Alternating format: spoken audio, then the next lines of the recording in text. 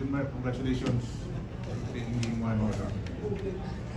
Ano bang diferensya ngayon ni EJ para kay Jordan in terms sa ano kayo yung upload court players kayo? Yung diferensya ngayon ni EJ compare kay Jordan? Si EJ kasi sobrang lakas siya sa ilalim.